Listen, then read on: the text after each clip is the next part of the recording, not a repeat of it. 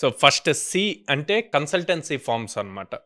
So ఈ consultancy forms అన్నప్పుడు top most MNCs అన్నీ వస్తాయండి. లైక్ టీసీఎస్, క్యాప్జెమిని, కాగ్నిజెంట్ అన్నీ కూడా కన్సల్టెన్సీ ఫార్మ్స్. వీళ్ళ ఓన్ ప్రోడక్ట్స్ తక్కువ ఉంటాయి, వేరే వాళ్ళ ప్రోడక్ట్స్ వాళ్ళకి వేరే క్లయింట్స్కి వీళ్ళు కన్సల్టెంట్స్గా ఉండి ఆ ప్రాజెక్ట్స్ తీసుకొచ్చి బిల్డ్ చేస్తూ ఉంటారు.